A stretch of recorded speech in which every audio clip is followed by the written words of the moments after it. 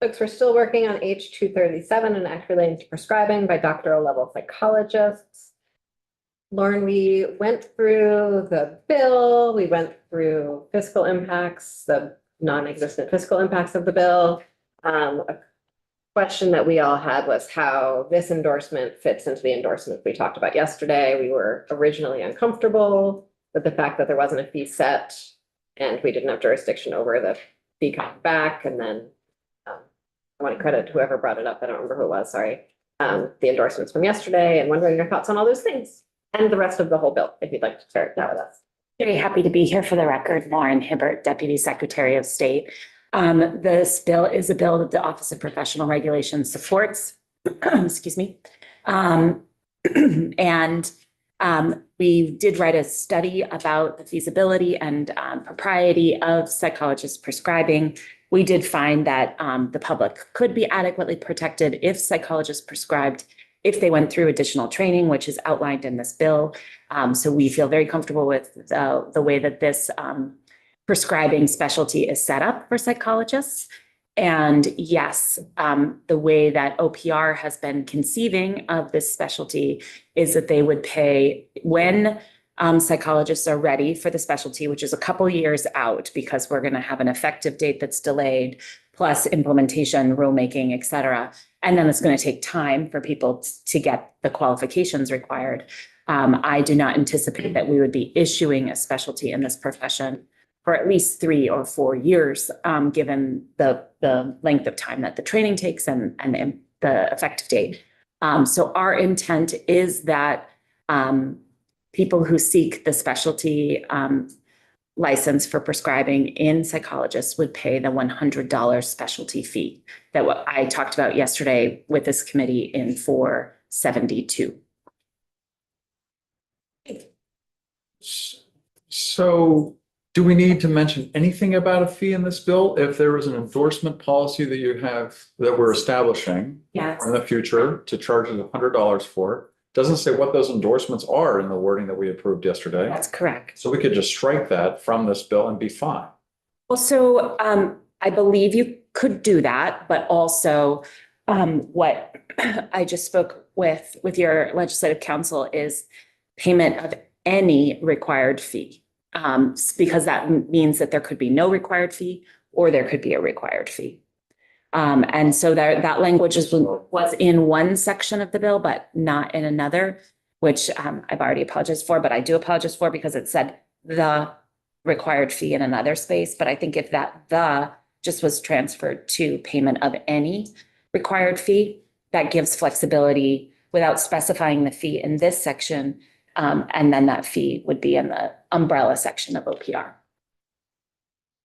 Nice. Is that the only license that these people would need? You don't need another license just to be a psychologist?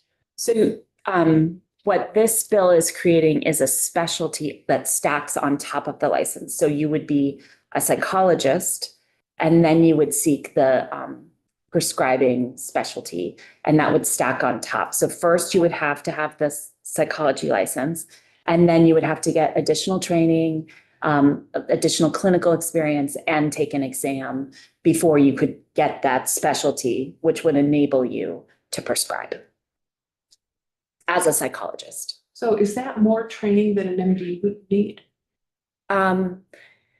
So it is not more training than what an MD would need. And in our report, we looked at a lot of prescribing professions who prescribe mental health medications. And so that's a wider gamut than just MDs. Obviously, the most specialized MDs are psychiatrists.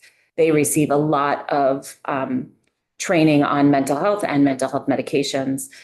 We also have APRNs, advanced practice nurses, who are psych APRNs. They receive probably the second most intensive training on mental health and mental health prescribing.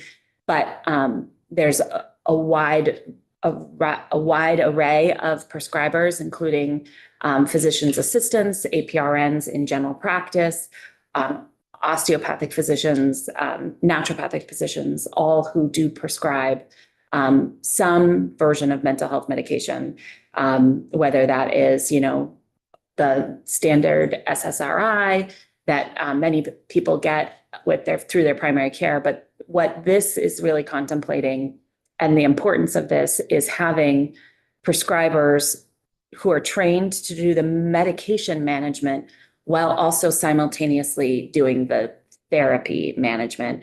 And that is a proven model, whether it's diversified between two different providers, but it is a proven model to have those two things in combination so that the person who is seeking mental health treatment is getting both of those services at the exact same time. And the person who's providing the therapy can make medication adjustments as appropriate along the course of therapy. So when they renew their license, they'll pay the fee again for Yeah, the, that is correct. So the pathway would be, the psychologist would first get their license with us, then would obtain the experience training to get the specialty. So I don't have memorized the psychologist license, but let's say it's $350. I think it's around there. They would pay $350 to get their psychology initial application, then they pay $100 I apologize. I think it's about $275 for the initial application, but again, there's so many fees I don't have to memorize. But let's say it's $275 to get your initial psychologist license, and then you pay the $100 specialty fee. Then you would have both. And then in 2 years, you would renew both. And let's say the renewal fee is $350. You would pay the $350 renewal fee for your psychologist license and the $100 renewal fee for the specialty. Are there other states that have this already? There are. And so I guess I'm a little surprised that you say it would be 3 or 4 years before we would have people ready to do this in our state. I could presume people from other states would come and be already qualified. They would. So the effective date is July 26. So we have a year and a half to do your. to get our portion, and then we would have the application open. And if we had someone who moved to our state with the qualifications, we would start issuing this specialty to them in the summer of 26. But for the majority of people, we didn't see in our review, we didn't see that we would have an influx of people moving here. Instead, we thought that we would have people within our state who would be interested in pursuing the credential. And some of them don't already? Or I guess A you lot don't of know. a lot of them are not qualified at this time. Lauren, we did a lot of compacts last year and Yes. all details of all of them have left behind. Yes. Did we do one for psychologists? We did. Thank you. Just, I guess I didn't fully appreciate yesterday that any other endorsement or that type of certificate for a different specialty has to exist in statute. That is correct. So it does have to exist in statute. So you gave the example yesterday of a security card with a firearms endorsement. Yes, So that firearms endorsement also exists in statute. It does. So, okay. So that's what we're doing here. that is what we're doing. I didn't fully appreciate that the other specialties are also in statute for, Yes, they all are created in statute as something that is in addition to the original or standard license. okay. That's great. That's very helpful. Thanks, Lauren. Thank you. Happy to help. Thanks for helping. Anytime. Katie? Can you share the amendment with us? Thank you.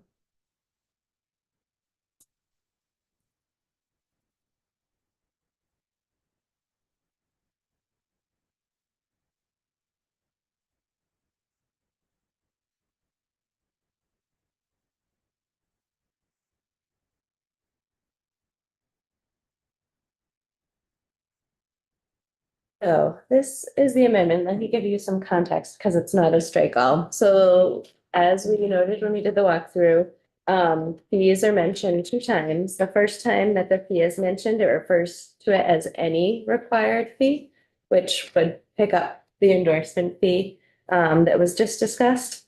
The second time it's referenced as the required fee. So all this does is change the to any required fee, so it will be consistent in both places. Any questions? Great, thank you. Was that awesome? A motion to approve the amendment? That was a, a briefly worded motion, Madam Chair. To approve amendment one. Katie, what was the amendment? I can't see it on screen, but yes, we will approve that. Amendment 1.1? Yes, ma'am. Wonderful. To H401. Nope, H237. Okay, wonderful. Okay, good. Any discussion on that? Seeing none, if the clerk could please call the roll. Absolutely. Representative Brannigan, Yes. I will vote yes, as Representative Burkhardt, Representative Feltus, Yes. Representative Higby, Yes. Representative Holcomb is absent. Representative Kimball, Yes. Representative Maslin. Yep. Representative Odie, Yes. Representative Wazazak, Yes. Representative Canfield, Yes. Representative Cornhusker. Yes. And we have passed the amendment, 10-0-1. Oh, sorry. 10-0-1. Oh, I was doing so well. Thank you very much. And motion on the bill as amended. So moved. Thank you. Representative Wazazak moves that we approve H237 as amended. Any discussion? Seeing none, if the clerk could please call the roll. Representative Brannigan, Yes. I'll vote yes, as Representative Burkhardt, Representative Feltus, Yes. Representative Higby, Yes. Representative Holcomb is still absent, Representative Kimball. Yes. Representative Maslin, Yep. Representative Odie, Yes. Representative Wazazak, Yes.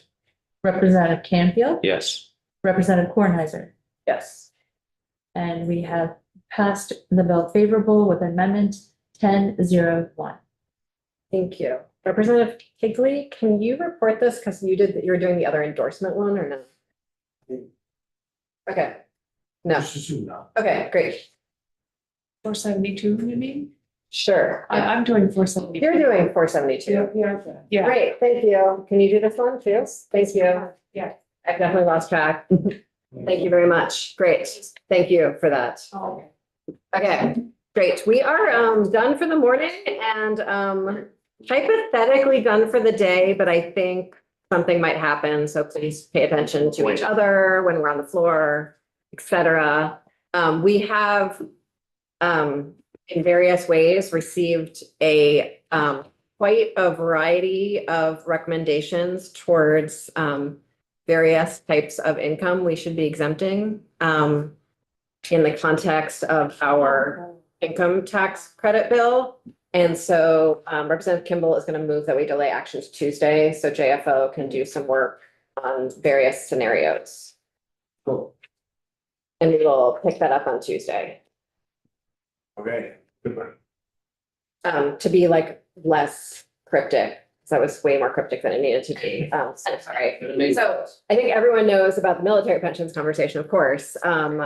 A number of other people who do jobs that put their lives in serious jeopardy, such as firefighters and police officers and other state employees who have pensions, have essentially spoken up and said, well, what about us then? And so trying to figure that out. And we received an email from somebody, Uniform Services. He'd like to change the title. Yes. Yes. So much to figure out. So we're going to delay action to Tuesday.